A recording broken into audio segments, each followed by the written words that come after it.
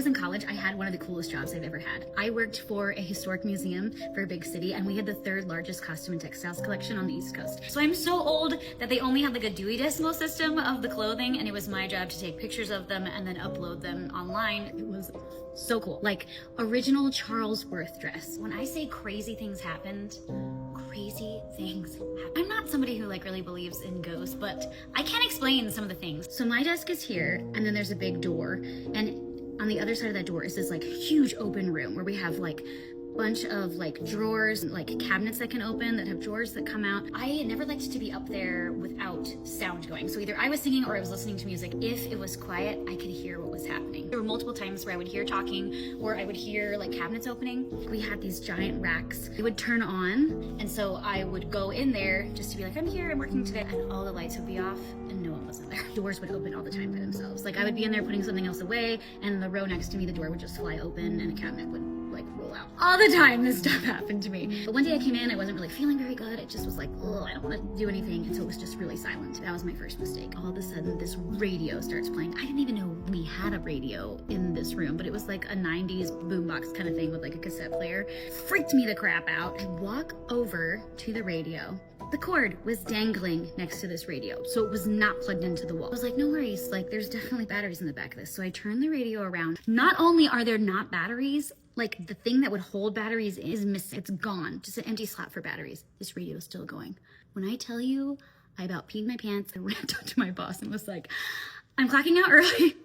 There's something upstairs. And from that day forward, I sang every day, so that whatever it was would leave me alone. My missing husband came home, but I just know it isn't him. Welcome back to Creepy Crochet and Creepy Pasta. Let's get into today's scary story. My husband went missing 6 months ago. Just went out to work one day and never came home. It was a horrible shock to the whole neighborhood because things like that just don't happen in our little slice of white picket fence suburbia. The police launched an investigation, and the neighborhood watch sent out search party, but no one ever found any evidence to indicate what had happened to him. Our families were devastated. Recently, the missing posters have been taken down or papered over. The updates from the police became less frequent and dwindled away. I accepted that, hard as it was to admit, my Rick wasn't coming back. Until he did. A week ago, I was in the back garden watering my petunias when I heard the garden gate creak open. I jerked my head in that direction, and there he was. Exactly the same as he was the day he disappeared. Same wind-swept blonde hair and bright blue eyes, same curl to his pink lips. I was in shock. Our families had mourned him, and yet there he was, standing in our garden like he had just popped out for milk or something. When I asked where he had been, he said he didn't know. He couldn't remember anything about the last 6 months. All our family and friends are beside themselves with joy. They almost can't believe it. But that's just the thing. I don't believe it. Look, I understand how crazy this all sounds, I do. Our families would never believe me, and I can't go to the police unless I want to end up in a straitjacket. But I just know that the man sleeping next to me isn't my husband. I don't know what to do. I know I should be happy, but I'm not. I'm terrified. I don't know much about anything supernatural or paranormal. I don't even like watching horror movies. But something about this whole situation makes my skin crawl. Just let me explain why I'm so sure.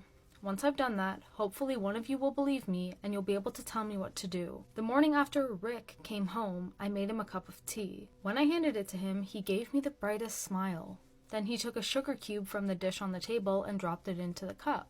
Our house was in chaos with his return, and I was still in shock, so I didn't think much of it at the time, but it's been replaying in my mind ever since. I know it doesn't sound very significant, but my husband never put sugar in his tea. He was always adamant that it ruined the taste, and he'd get so frustrated if I ever put sugar in his cup by accident, and yet this man had sugar. Then it was the golf. A few days ago, when he was out visiting his mom, I recorded a golf tournament that was showing on the TV. It was one of Rick's favorite golfers that was competing, and he never missed it. Once he even skipped out on an anniversary dinner just to watch a championship. Only when he came home from his parents and I told him what I'd done, he just seemed unbothered. Like he said thanks and everything, and then he asked me if I wanted to go to dinner. He didn't even watch it. And that's just so out of character for him. Then one night I woke up around 2 a.m. to see Rick's face inches from mine, just looking at me with these blank eyes. I kind of gave this nervous laugh and asked, "Baby, what are you doing?" And he didn't answer. For like a solid 30 seconds. He just stared, almost like he was looking right through me. Then he suddenly smiled and said, "Sorry, honey, sometimes I just can't believe this is real." And he just rolled over and went to sleep. I didn't get much sleep after that myself. Yesterday, about a week after he came home, the neighborhood threw a street party to celebrate his return. Everyone from our street and the streets on either side turned up to see him and tell him how happy they were that he's alright. When he wasn't standing with his arm around my waist, he was milling around and chatting amicably to each and every one of our neighbors, even the little kid. Jackson, our next door neighbor, Sally's toddler, wanted to play peekaboo, and Rick happily played along with a smile on his face. Now, my husband never did that. Rick always said he didn't like kids. That's why we never had any. And so he never wanted to play with any of the neighborhood children, especially not Jackson. Rick all but avoided him. Before he disappeared, I had started to suspect it was so I wouldn't see them together and notice the subtle but unmistakable similarities. The final nail in the coffin, proverbially speaking, was Sally. Just this morning, she came knocking on our door. Her excuse was the tray of brownies she carried, but I think she just wanted to push her way into our morning so she could see for herself what the situation was. After she left, I called her a nosy busybody. Rick laughed, kissed my head, and agreed with me. That was when I knew for sure that I couldn't really be him. Rick always used to get so mad whenever I insulted Sally, like I didn't have any right to hate her even though she'd been screwing my husband for years. But today there was none of that. He didn't even try to defend her. I know what you must be thinking. If he was in an accident or something, he might have just had some kind of traumatic brain injury that caused him to forget some things about his life. Maybe even change his personality. And that's a valid, reasonable explanation. I have no doubt it's what the police would tell me if I reported all this. But you know why I'm dead certain that man isn't my husband? He doesn't have a scar. If he was really Rick, he'd have a scar on the side of his forehead shaped like a golf club I hit him with. But there's nothing. Not a mark. Honestly, I'm this close to going out tonight and digging up my petunias just to make sure he's still under there. I don't know what I'm sharing a bed with, but I know it's not my husband. So what the hell am I going to do? 911 operator, here's another DM I received. A woman told me that she was going through old photos after her great-grandmother had passed, and most of the pictures were exactly what you'd expect. Birthdays, Christmases, family gatherings. Then she came across a photo that made her stop. The picture showed her great-grandmother sitting on the front porch sometime in the late 1980s. And as always, at first nothing seemed unusual. But then she noticed somebody standing in the window behind the grandma. It was a little girl. She assumed it was some relative that she didn't know. She asked her dad about it. He had no idea who it was. Neither did her brothers or her uncles. But it was really strange because all of them had grown up in the house and they had no idea who this little girl was. Her great-grandparents had only had boys, no daughters. So nobody could think of a little girl that would have been there or living there. So of course, she started to show the photo to other relatives because she was bound and determined to figure out who this little girl was. And literally nobody recognized her. And what made it even stranger is that this photo had been sitting in the albums for a really long time at this point. Decades. People had looked through these photos countless times, and nobody ever remembered noticing the little girl in the window. And according to the woman that sent me the story, the girl was not smiling. She was looking directly at the camera, just standing at the window, looking almost sad. To this day, nobody is able to identify her. And that photo still sits in the family album. I asked if she would share the photo. She told me that she would look for it. But what do you think? What is going on here? Hey y'all, I'm gonna try to make this under 10 minutes, but y'all want to hear a ghost story. So I'm gonna tell you a ghost story that happened to me when I was in my late teens, early 20s. My parents lived in a house that was haunted. I lived there for 4 years, and I can tell you it was very haunted. We were told by the previous owners when my parents bought the house that the house was haunted, so we already knew that. Allegedly it was their grandfather, but I definitely did not pick up on grandfather energy when I was living there. I definitely picked up on some negative vibes. I did have a lot of shadow figures and shadow beings in my bedroom, and my bedroom was next to what we called Grandpa's room, because that was the room that had a lot of the activity, and allegedly that's where the grandfather died, but there was a lot of activity in that room, and I can tell you a ton of ghost stories, but this one is the spookiest of them. I was 19, 20 years old. I had just finished my initiation into the temple that I was in, the coven that I was part of at the time. And so my energy was definitely heightened. And I can sense spirits anyway. I'm clairsentient, so I can feel spirit. And usually when I feel them, they'll send me images or messages that I need to hear. But anyway, so my parents, I was visiting my parents, and their next door neighbors came over, and we all decided at that time to have a seance. So we used a Ouija board, and nothing happened. Like, we were all just at that point just talking and sharing ghost stories and experiences and all of that, but we really weren't getting any messages from the spirit world. I wasn't feeling anything. There was nothing to feel. But then probably about 10 minutes after we had tried initially, I got that feeling that I get when there's a spirit in the room. And so I felt this spirit, and I literally said out loud, I think it wants to talk to us now. So myself and the next door neighbor put our hands on the planchette, and the second that we did that, my mother's cockatiel cage fell over, tipped over some candles, started to light the curtains on fire, and it was just really spooky because it happened so fast. It's so out of the blue. But yeah, so we put our hands on the planchette, and then within seconds, my mother's cockatoo bird cage fell over for no reason at all, knocked over some candles, started to set the curtains on fire. It was complete chaos. I got this really negative feeling at that time.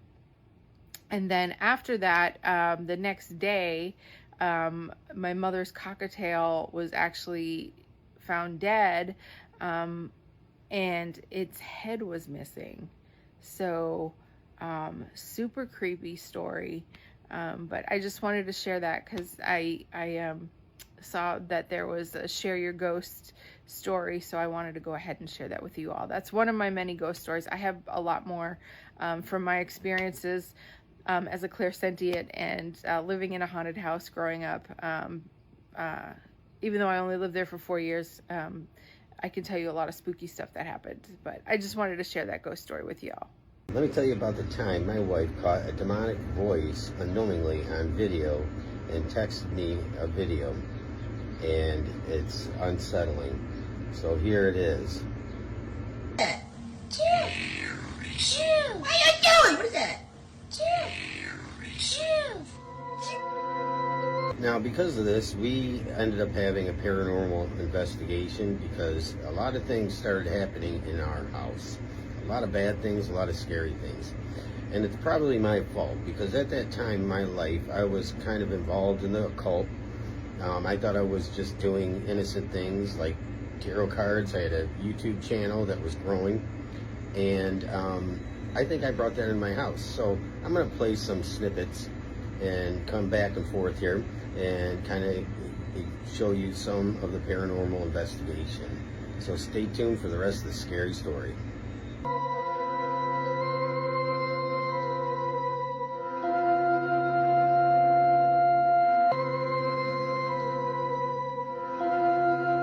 Before we get to the good part, we're going to listen to some very quiet EVPs in one of the bedrooms.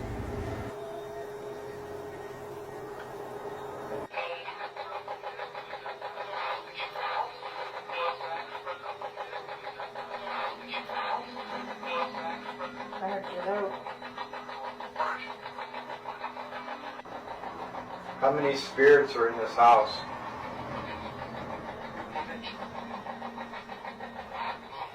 Almost like 7. 7?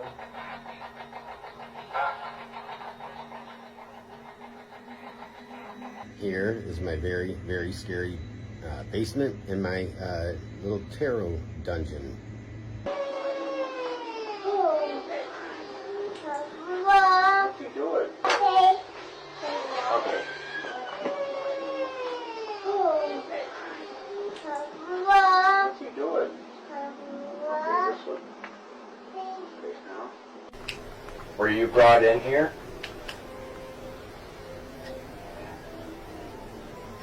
Did they hear yeah?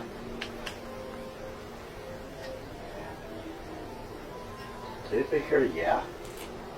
I tell you what, Were you brought in here and I heard a yeah? I heard a yeah. A definite word. What happened? I have a motion sensor light here. When you move it, it'll go off. A definite word. What happened? I have a motion sensor. Now my son in his crib, in his room.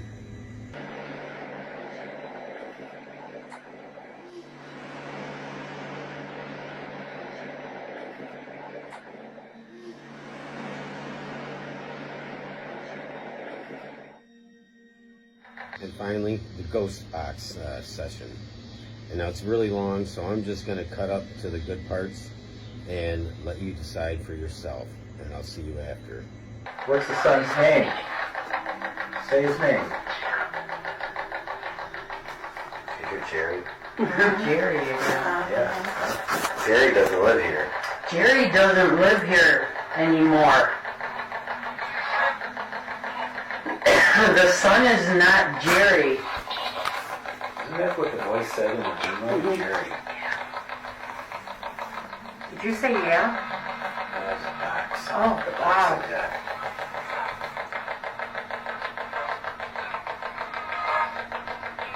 How old are you? Old? I heard old. I heard old. Yeah. You're too old. Yeah, you're too old for this.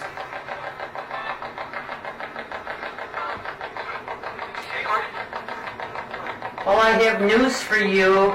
The son is not Jerry. We have a new family here now, and they really would rather be left alone if that's okay. Would that be okay?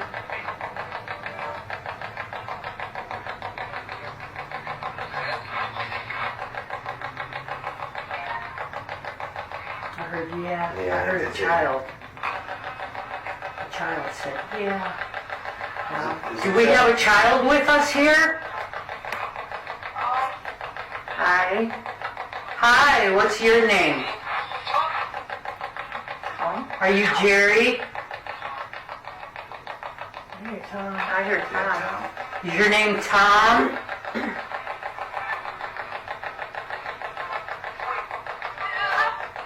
Who are you here with, Tom?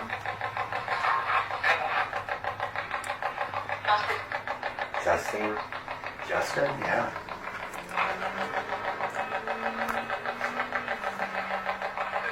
How many of you are here?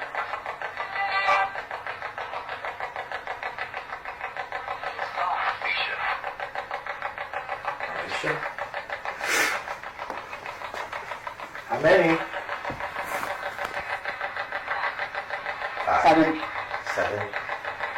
Now remember, 7 was mentioned before, but so was Jerry in the first video when I introduced that at the very beginning.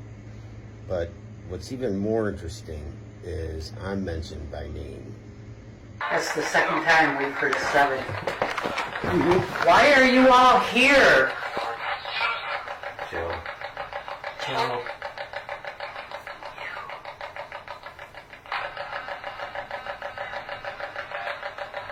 Who's Joe? Him. Joe. Oh my God. Did Joe invite you here? Of course. Joe. Joe's a good guy, isn't he? Jerry, said Jerry. Jerry. Do I know Jerry? No. No.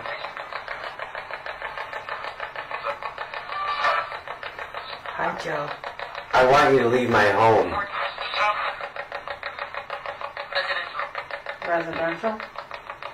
You're like resident. Yeah. You have to leave my home.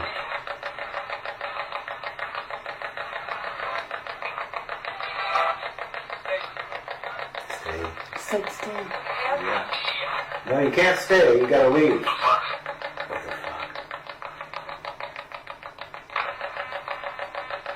I'm telling you now, I own this home. You have to leave.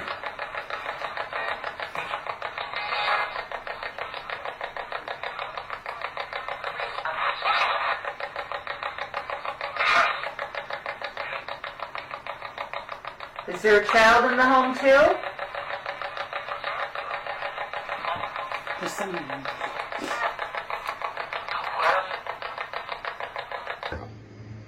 My wife and I used to hear children laughing in the basement late at night. We both heard it, and we would just look at each other, not say anything. And fun fact, a guy I worked with, when I left my employment with this company where I was living at this house, I never told him about that. And I had seen him years later, and he told me about children laughing in the basement when he was there late at night painting.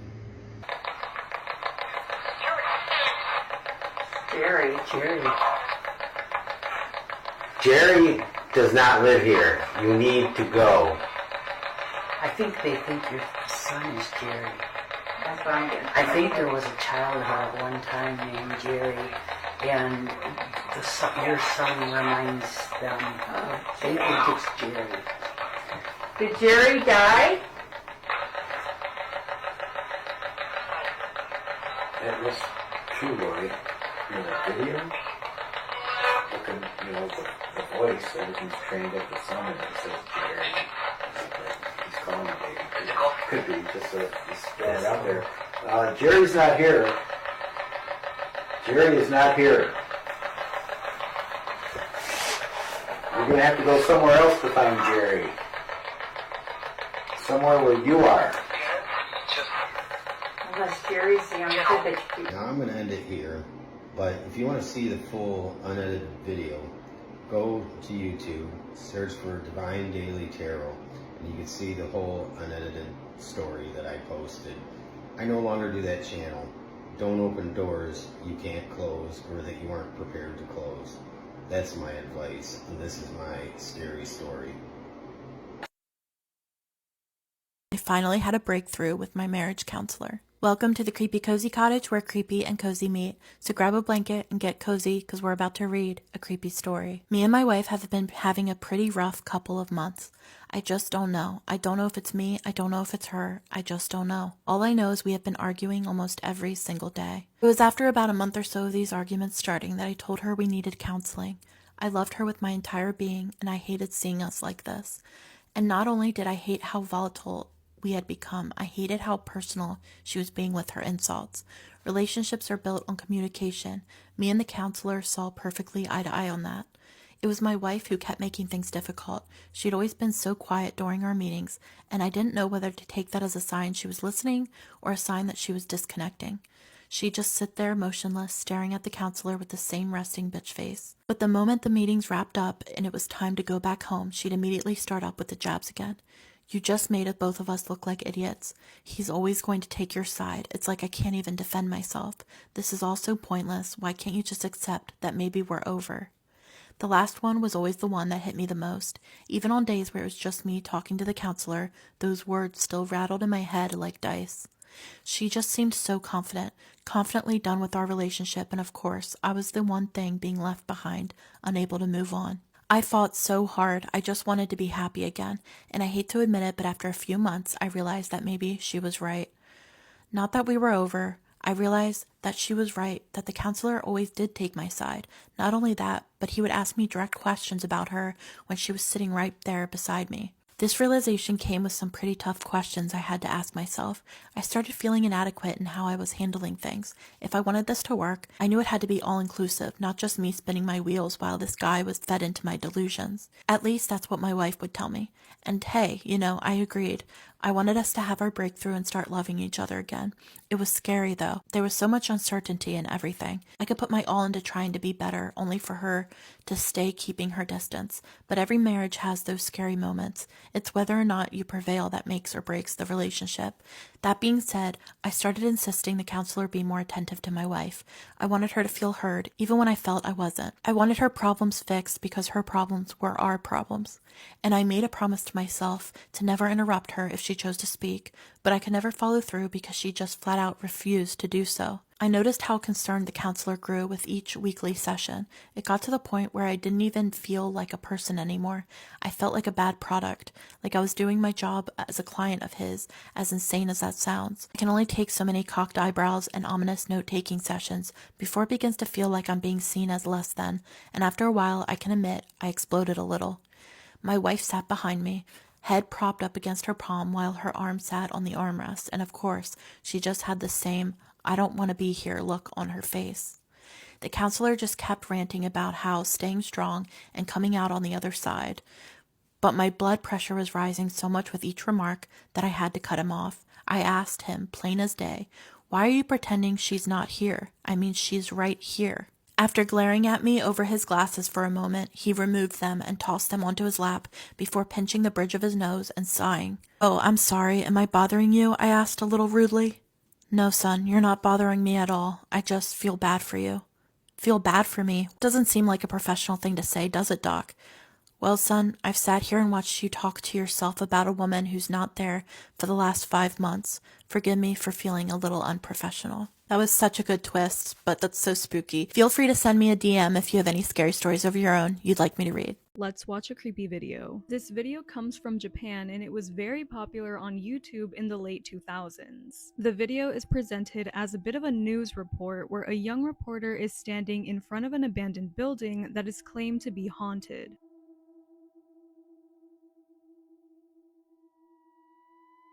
さあ今日はちょっと怖いとこに来てます。こちらは数年前に倒産した病院なんですが、なんとこの中で写真を撮ると必ず不思議なものが映るということで、地元の若者たちの間で話題になっている場所なんです。その不思議なものっていうのは一体何だと思いますか？そうなんです。この建物は中に入ると写真が撮れる、そういう場所なんです。実は先日この建物の中で一人の男性が階段から転落して救急車で運ばれるというそういう事故が、本当に心霊写真が撮れるかどうかいくつか写してみたいと思います。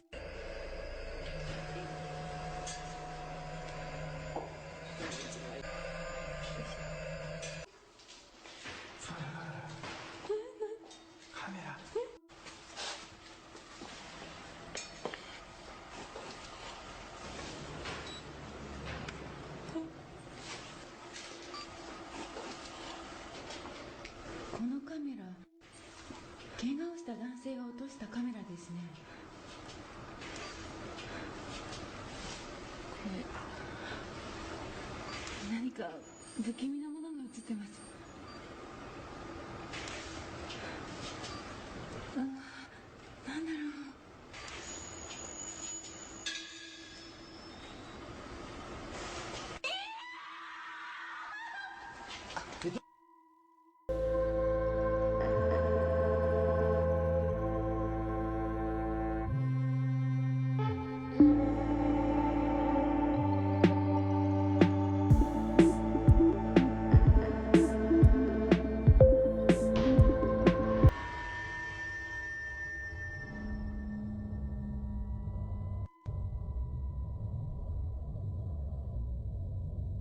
Even though this video seems realistic and terrified thousands of people, it is not actually real. And even to this day, it is still widely remembered as one of YouTube's very first cursed videos.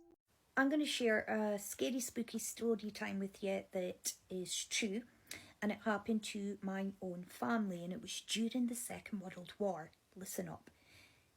And it, you know, it's a bit scary, but it's also a mystery, and I want to hear your thoughts on it. What do you think happened? What do you think it was? Right, here we go. So it was during the Second World War, and it happened to my grandfather and his parents and his siblings, okay? So here in Aberdeen, we experienced the Blitz very, very heavily. Wasn't till after the war that paperwork was discovered in someone's attic that revealed that Hitler was actually thinking about making his headquarters here if he had been successful in invading Britain here in Aberdeen at the Marshall College. That would be his headquarters. We have a big harbour, we have opportunity to make the harbour even bigger, as we've just recently done, and he's seen that before the war. So Aberdeen was heavily bombed. When they were coming across from Germany to Britain to go down through Britain to bomb other places like Coventry, London, all different places that were bombed, they always entered by over the top of Aberdeen first and then went down the country, okay? So we were very, very heavily bombed here. There's even a Second World air raid shelter in my back garden. I've showed you this before. I will show you this again. Anyway, so if you were able to get yourself out of the city, lots of families did it. Okay, not just my family. Lots of families took themselves outside the city. My family rented a very small cottage. I've seen it. I've been in it. I've went to look at it. And really, it's a glorified big shed. Okay, but back then it would have been a luxury to get themselves out of the town. It's situated, if you're from Aberdeen, you'll know where it is if I tell you, almost across from the 5 Mile garage. Okay, so there was my great grandparents, my grandfather, his sister and his 2 brothers. Okay, they went and they stayed for the duration of the war in this, we'll call it a cottage. Okay, and they said that some nights the bombing over Aberdeen was so bad, so heavy, that not only they could look over this way to Aberdeen and see the sky lighting up like a thunderstorm, but if you sat or lay on the ground, you could actually feel the vibrations of the bomb coming. And it's beside the 5 Mile garage, so it's 5 miles out of the city, okay? Which would have been even further out of the city at that time of day because the city wasn't as big as it is now. But every night, around about tea time they said, so I don't know what tea time was to them, 5, 6, 7 o'clock, they heard footsteps. There was the, let me explain better, there was the little cottagey thing they stayed in, and then there was a path leading up to the farmhouse. It was a farmhouse and it was a farmland. There was a farmhouse and they rented the little shed cottage thing off of the farmer. So he went up the path to the farmer's house, and around about tea time every night they heard footsteps coming down the little gravelly path. Okay, but when they looked out, there was never anybody to be seen. This went on and on and on, and every night they started waiting for the footsteps and listening out for them, and like clockwork, always the footsteps would come down from the direction of the farmhouse, but when they opened the door to look out, there was never anyone to be seen. They had many discussions on it. What could it be? Could it be an animal? Could it be the farmer and he's going into a bush or something? What or who is this? Okay, so finally, months had passed. My great-grandfather and my grandfather's oldest brother, who was 10 years older than my grandfather, he actually joined the RAF, decided they were going to lie and wait a little further up the path for the footsteps to come. They were going to find out exactly who or what was, producing these footsteps night after night after night at the same time. So they get their supper a little earlier that night. And the 2 of them go out and they say, right, everybody stay in, no one come out, we will go up, we will wait, we will come back and we will tell you who or what it is. Okay, so they went a little further up the path, hid in a bush just to the side of the path and waited. My grandfather remembered it clearly. He said, well, we stayed in, my mother, my sister, and there was a younger brother than my grandfather. He said, we sat quietly waiting on the footsteps coming, and sure as, the sky is blue and the grass is green, the footsteps come. They walk down to just past their little dwelling, and then they stop, and that's the end of them, like every night. About 5-10 minutes later, the older brother and the father comes back into the hut, and everybody's like, well, what was it? What did you see? And the father said sternly, clearly, and he was the type of man my grandfather said when he had finalized something, when he was telling you this is what you're being told, he had a tone and a look that said, do not ask again. So you didn't ask again. He just simply said, never mind what those footsteps are, but never ever go outside at that time of night. It doesn't concern yous. And that was the finish of it. That wasn't the finish of the footsteps, because they carried on for the whole time they were there, like clockwork, tea time, come walking down from the direction of the farmer's house to just past their little hut and stop. But what did they see? What was it? Now, my grandfather said it was definitely something supernatural as far as he was concerned. There was a weird feeling and other things that happened. Odd happenings, noises. I even think he was hinting to a bit of poltergeist activity. However, the footsteps were the most dramatic thing, but they were never ever told what they'd seen. But the two of them were visibly shaken when they came in. They were nervous. What was it? I want to hear what you think in the comments. Blessed be. Something really weird happened to me today. My mom came into my room and she said, I saw you got into my matches. And I'm like, what are you talking about? Well, she proceeds to tell me that she found this match. Now, right away, I'm like, okay, that's weird because actually I didn't touch your matches. But upon further investigation, it does seem to match her matches. So then I start thinking about all the other weird things that have been going on, and it all started with a dream. In this dream, I was ghost hunting. And if you guys don't know me, hi, I'm Nikki. I'm a professional ghost hunter. But weirdly enough, I was ghost hunting in my room. This room right here. I had two of my female ghost hunter friends with me when all of a sudden we hear. So I start looking around to see where the sound is coming from, and it seems to be coming from under the bed. But when I look under the bed, there's a little boy under the bed, looking to be ages maybe 4 or 5, and he's a ghost. I know he's a ghost because he looks like the typical ghost you might see in a scary movie. But I wasn't scared. I pulled the child out from under the bed and asked him if he's okay. He said, I'm okay, are you? Then I proceeded to ask him, were you the one whistling? No.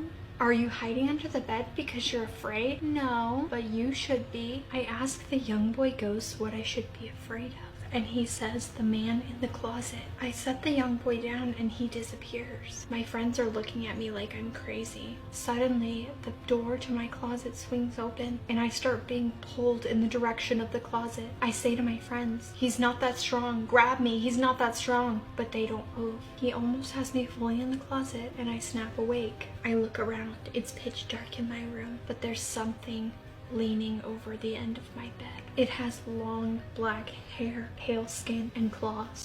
Ghost stories seem to connect us, even though there are so many people who don't believe, which to me has always been strange because so many cultures going back thousands of years talk about spirits, and so how is it possible that we're all lying or all making up stuff? I've had my own personal experiences, and just before I saw a video of a girl talking about an experience that sounded similar to something I did, and she has like hundreds of videos talking about her own personal experiences, other people's experiences, stories that she read online. And even if one person sees this and then decides to watch it, I want to start telling about my experiences with what some people call ghosts, some spirits, demons, depend on your belief. I'm not going to talk about my personal beliefs in this video and in any of the other ones that I make, because I've got a whole bunch of stories, some of them long, some of them short. I'm rambling right now because this is the first one. I'm going to try and make it a little bit shorter in the future, but I'm going to talk about mine and just what I experienced and others, and then only if the experience that I had directly relates to my personal beliefs will I bring that up. This is the scariest one that I ever had awake, where you can argue only a little bit like, oh, maybe you just saw a shadow, because the other ones that are pretty terrifying were dreams, but you know, we'll get into that in another video. I was somewhere around 14 years old, and at that point in time, I was living in a house. Some people, if they watch this and they follow me, know I'm homeless right now. This is when I was a teenager and I had a house, and it was my parents' house, and my mom was asleep on the couch. She fell asleep on the couch, and we left her there for the night. And I've always been a night owl, even back then. And I woke up, I walked out of my bedroom to get something to drink and eat, and the way my house was set up was kind of like open. The dining room, the kitchen flowed into the dining room and then into the living room very easily. Like you could see it. It wasn't closed off. And my mom had a night light in the kitchen so that if she got up or I got up or dad or whatever, we could see. So after I got something to drink, a little snack, I was walking back from the kitchen into the living room to take a right to go down the hallway, which led to the bathroom at the end. And the first door on the left was the basement door, and the second door was my room.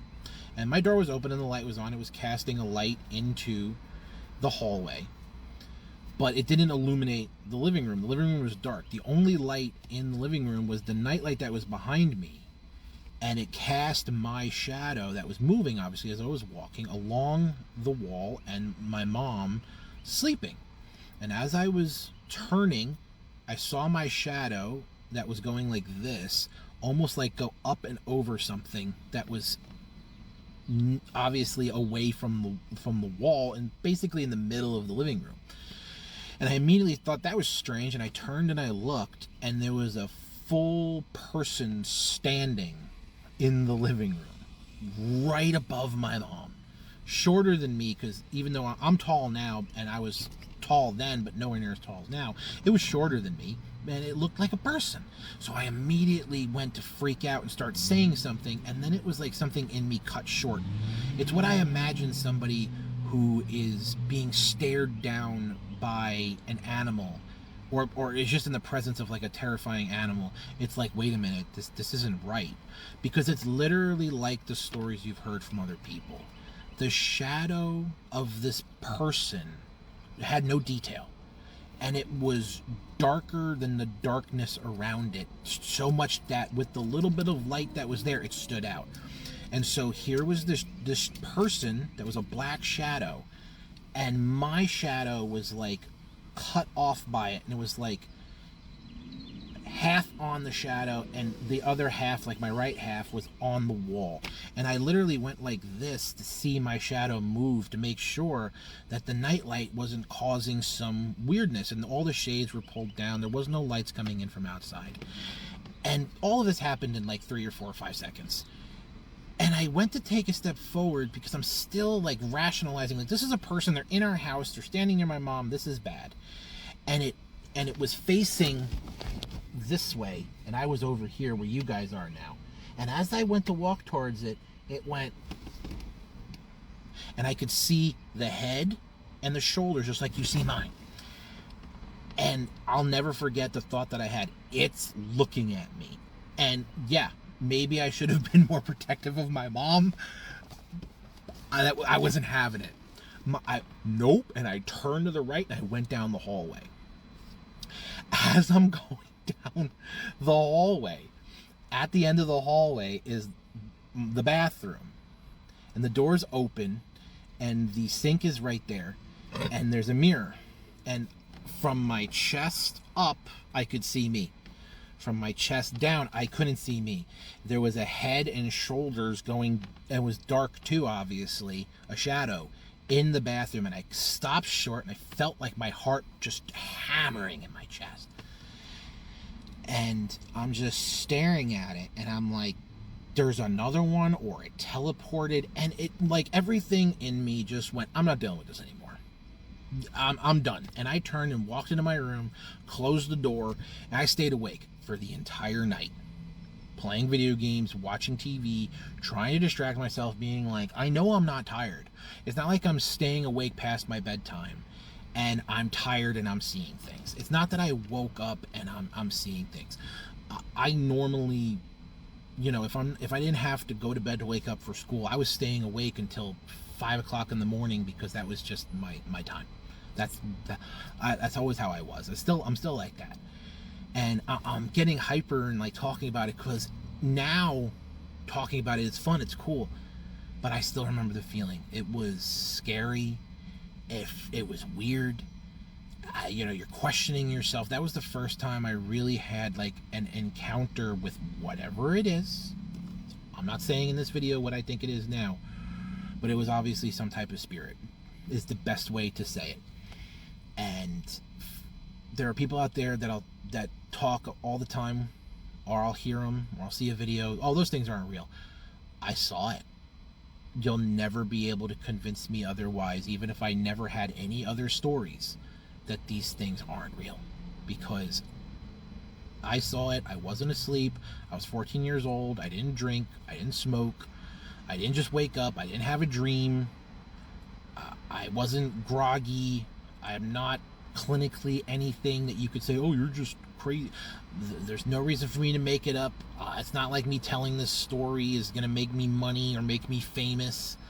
You know, it's, if anything, it just gets a couple of people, or maybe a lot, depending on how many people hear your story, go, that's really cool. And then other people go, you're crazy and weird. And so it's not worth it. Except for, obviously, for the people who are going to sit there and be like, oh, that's really cool. That story's awesome. I have a story too. Let me tell you. And for anybody who sees this and potentially watches it and likes it, go ahead in the comments and talk about your ghost stories. Because I love ghost stories no matter what. Because I think the supernatural is cool. Yes, it's terrifying. Yes, there's good. Yes, there's bad. There's a lot of misinformation out there, obviously. Then there's a lot of people who make stuff up. But you know, you have some discernment. I love like watching Nuke's top 5 videos, and you know, you watch some of them and you're sitting there going, no, I'm not getting that feeling. That's fake. And then you see other ones and you get this weird feeling and you're like, oh, that's real. And I should go see if he's posted a new video. I haven't checked in a while, but I'm gonna keep making these videos talking about all the stories because I have a lot. My mom has a lot. My dad, who's not here to tell the stories, has a lot. I have a really interesting one from my friend. I have one from stories from my uncle, and it's just fun even if only one person sees the video and likes it and watches the whole thing, because obviously this is long. But I had the little bit in the beginning of me explaining it, the little bit at the end here, because I love to ramble when I get into it, and I love these stories. I hope anybody who sees this likes it, enjoys it, and then tells me your stories too. I saw the lady in white. Welcome to the Creepy Cozy Cottage, where creepy and cozy meet. So grab a blanket and get cozy, because we're about to read a creepy story. This one was kindly sent in by a viewer, so I will tag her below. This was about 5 years ago when I started my journey into alcoholism. I was on my way home from work and of course stopped for a beer to bring home. I got home and was in my room, which is at the end of a long hallway, and at the end of the hallway was a closet. I was not intoxicated at this time and had only taken a few sips. I was dancing to some music and happened to look up, and I saw a lady dressed head to toe in white. I screamed and she walked through the door. As I'm completely frozen in my room, I can see a light in my parents' room go on. The lady was now gone. I shout, "Mom!" but there was silence. I gather the courage to run into my parents' room. They weren't there, but the bathroom light was on. I flicked it off and ran out. Skip ahead a few years, now almost 3 years sober. I was thinking back on this and decided to research the lady in white. What I found was she is usually seen during misfortune or a time of grief. The year after is when I fell into severe depression and alcoholism. I would also survive 2 self-unaliving attempts. I'm happy to be here now, but the correlation is crazy. I cannot imagine that, and then the realization all those years later about the correlation of the lady in white and her coming around at the time of misfortune. So crazy. Thank you so much for submitting this story and sharing with all of us. It's a great story. It was so well written. Thank you so much. And if anyone has any stories of their own they'd like to submit, just send me a DM. So listen to me.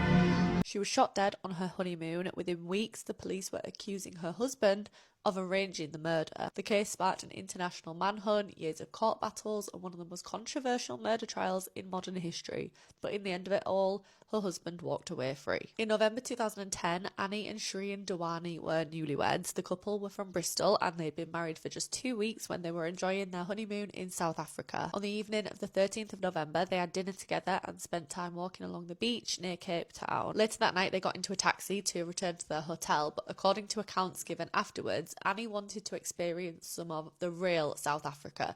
Rather than going straight back to the touristy areas where all of the hotels and things were, she wanted to see some of the real stuff. So the taxi driver, Zola Tonga, left the motorway and headed towards Guguletu Township. As the vehicle travelled through the area, armed men stopped the taxi. The vehicle was hijacked, the driver, Tonga, was forced out, and the couple were kidnapped at gunpoint. A short time later, Shreen Dewani was pushed from the vehicle and left behind, but Annie remained inside the car. The hijackers drove away with her, and the following morning, a local resident noticed the vehicle parked at the side of the road. To this person, it looked as though something was leaking from the inside, so they called the police, and when they arrived, they made the devastating discovery.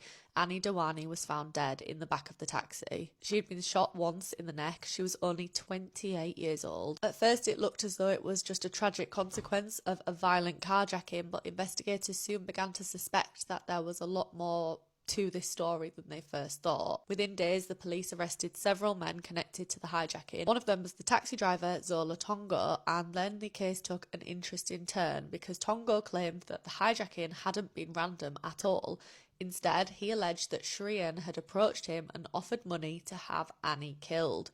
According to Tonga, the murder had been planned. Tonga told the investigators that he had recruited 2 other men to carry out the attack. Those men were Kalele Mageni and Muswamwadoda Kwabe. They were also arrested.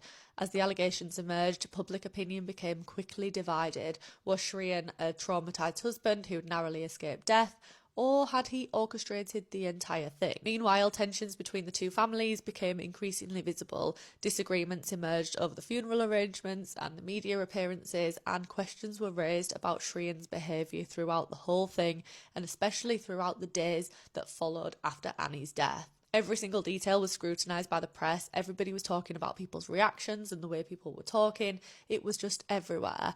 Back in South Africa, the criminal case continued to develop as well. Tonga eventually pled guilty and received an 18-year prison sentence. Muswamwadoda also entered a plea agreement and he was sentenced to 25 years. Kalile was later convicted and sentenced to life in prison. All 3 implicated Shreen in various ways, but there was one major problem. A lot of the evidence that was coming against Shreen came from convicted criminals who stood to benefit a lot from cooperating with the prosecutors. Shreen consistently denied having any involvement, and in December 2010, South African authorities requested his extradition from the United Kingdom back over to South Africa. He fought the extradition for several years while also receiving treatment for severe mental health problems. The case attracted so much media attention both here and in South Africa, but by 2014 he'd finally been extradited and the trial could begin in Cape Town. Prosecutors argued, of course, that Shreen had paid to have his wife murdered. The defence argued that the state's witnesses were unreliable and that they'd repeatedly changed the stories. During the trial, a lot of things came out, saying that there was difficulties in the relationship and in the marriage already. Members of Annie's family testified about conversations that she'd had where she'd said that there were problems in the relationship. The prosecutors believed that this supported the motive, but the defence disagreed.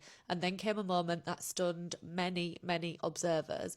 Before the defence even had a chance to present its case, the judge dismissed the charges. The judge ruled that the evidence presented by the prosecution was so unreliable that no reasonable court could convict of it. She described significant inconsistencies in the testimony of the key witnesses, and so on the 8th of December 2014, Shreen Dewani was formally acquitted. After 4 years of accusations, extradition hearings and international headlines, he walked free, and to this day opinions remain very divided on whether or not he did have involvement in what happened. What's not disputed is the fact that Annie lost her life in a horrific crime. The men that were involved in the hijacking and the shooting were convicted, but the question still remained as to whether Shreen had orchestrated it or not.